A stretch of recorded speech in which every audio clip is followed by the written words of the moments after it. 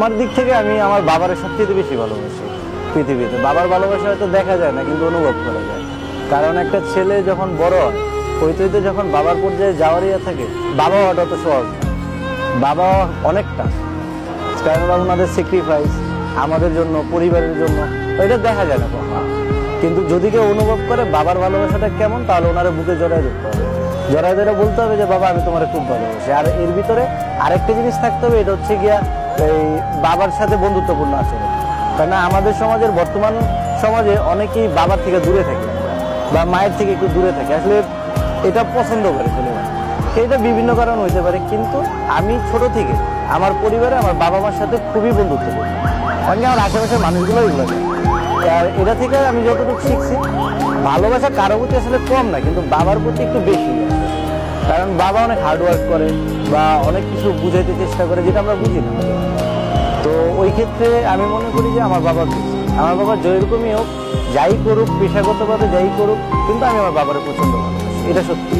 পৃথিবীতে যদি আল্লাহর পরে দ্বিতীয় কোনো ভালোবাসা থাকে আমার ওয়াইফের সাথে, আমি আমার বাবার, এটাই সত্যি। হচ্ছে গিয়ে বাবা অনেক পরিশ্রম করে, তো পরিশ্রম করলে হয়তো বা আমিও পরিশ্রম করি, কিন্তু আমি মাঝে মাঝে ফিল করি যে আমাদের মাথায় যেরকম টেনশন থাকে বা অন্য যে কোনো অনেক, একটা পুরুষ অনেক টেনশন নিয়ে ঘর থেকে বের হয়, ঠিক আছে, হয়তো বা মহিলা বা মায়েরদের অত টেনশন থাকে না যদি পরিবারের ফ্যামিলিগত অবস্থা ওরকম খারাপ হয় না, কিন্তু একজন বাবার অনেক টেনশন, বাবা হওয়াটা তো সহজ। এই জন্য বাবারে এটাই বলতে চাই, বাবা আমি তোমার খুব ভালোবাসি। মানে এটা সবসময় বলি। আমি এমনকি দেখা যায় যে ঈদে বা যে কোনো ইয়ে আমি যাই ইনকাম করি, যত যাই করি, আমার পরিবারের প্রতি সবচেয়ে বেশি হয়ে থাকে, অ্যাক্টিভ থাকার চেষ্টা করি। এইটা মূলত বাবার প্রতি বেশি। আচ্ছা, দেখা যায় একটা সময় আমরা যখন ছোট ছিলাম তখন বাবা কিছু কেনাকাটা করতো না, আমাদের কেনাকাটা করতো। ওই পরিস্থিতিটা তো এখনই আমি আছি। আর আমি আপনার একটা বাস্তব উদাহরণ দিই, ফ্যামিলিগত। এই যে আমার জুতাটা, এই জুতাটা আজকে আমি কিনছি না হলো 6 থেকে 8 মাস, ঠিক আছে। আমি চাইলে একটা নতুন জুতা কিনতে পারি, কিন্তু আমি যখন বাসায় যাই আমার বাবার অনেক কিছু প্রয়োজন হয়, আমার মায়ের অনেক কিছু প্রয়োজন হয়, বা আমার ওয়াইফেরও অনেক কিছু প্রয়োজন হয়। তো ওনাদের প্রয়োজনগুলো মিটাইতে মিটাইতে আমি নিজের দিকে খেয়াল করতে পারি না, বা মন চাইলেও পারি না, বা এটা আমি কিনতে চাইলেও পারি না, যেটা আমার বাবা আগে করে বা এখনো করে। আমার বাবা এখনো খুব কম দামি জুতা পরে। উনি মানে জুতা পরতে পরতে, কম দামি জুতা পরতে পরতে এমন অবস্থা হয়েছে যে উনি এখন খুব ভালো জুতা পরতে পারেন। পায়ের নিচে যে গোটাগুলা উঠে বা ওইগুলোর কারণে, এগুলো আমি ফিল করি, অনুভব করি। আমার বাবার কষ্ট আমি বুঝি। এইটাই তাদের উদ্দেশ্যে যেটা বলবো, যে যা করো নিজের টাকায় করো, বাবার প্রতি জুলুম করো।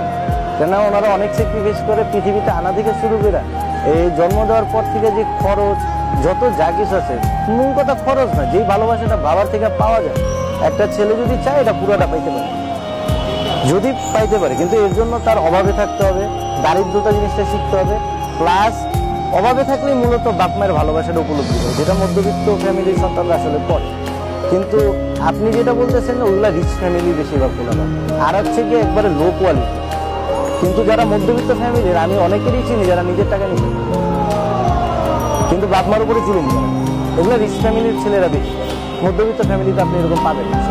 ওরা ছোট থেকে বাবার ওই রকমটা কাছে পায়, হয়তো বাবা ব্যবসা করে বা দেখা যায় যে বড় গভর্নমেন্ট চাকরি করতেছে, বাবা বাইরে বেড়ে থাকে, যার কারণে বাবার সাথে একটা গ্যাপ তৈরি হয়। ওই গ্যাপটার কারণে ওরা দেখা যায় যে বাবার প্রতি ওরকম ভালোবাসা থাকে না বা মায়ের প্রতি টান থাকে না। কিন্তু আপনি যদি মধ্যবিত্ত ফ্যামিলির দিকে তাকান, তাহলে দেখা যাবে কি তারা এক ঘরেই বসবাস করতেছে, তাদের আলাদা কোনো রুম থাকতেছে না, বা বাবা মার সাথে যাই হোক বাবা মার কাছাকাছি থাকতেছে, সন্ধ্যার পরে বা রাতে বাবা মার সময় দিতে, বা বাবা মাও টেনশনে থাকে। কিন্তু রিচ ফ্যামিলি তো আপনি পাবেন না। এই কারণে দেখা যায় রিচ ফ্যামিলির ছেলেদের সাথে এই বাবা মার গ্যাপটা অনেক বেশি, বা বাবার ভালোবাসা হোক, মায়ের ভালোবাসা হোক, বোনের ভালোবাসা হোক, এটা বুঝে। আসলে মেন কথা হচ্ছে সমস্যায় থাকতে হবে, সমস্যায় না থাকলে আপনি সমস্যাটা সলভ করতে পারবেন।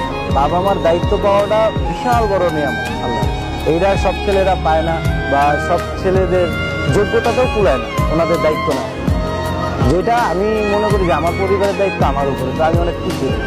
আর আল্লাহর কাছে দোয়া করি সবসময় নামাজ পড়ে যে বাবা মার দায়িত্ব আমার কাছে সবসময়ের জন্য, তাদের মৃত্যুর আগ পর্যন্ত আমার কাছেই থাকে।